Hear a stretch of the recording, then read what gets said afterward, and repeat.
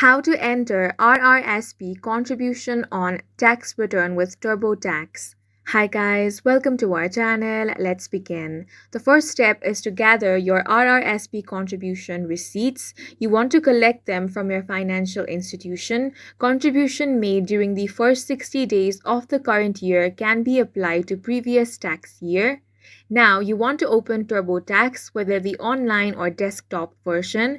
Now select the tax year you're filing and open your return.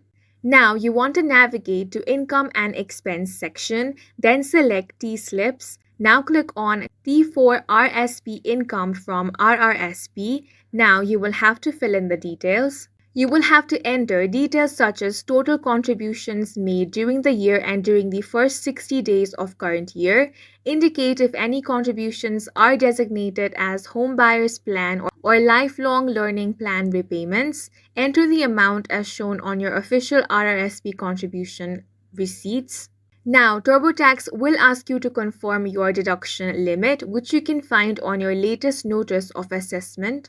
Now you want to follow the on-screen prompts and enter all the necessary details, then review and file your tax. And that's it for this video. If you found it helpful, please make sure to hit the like button and subscribe for more videos like this.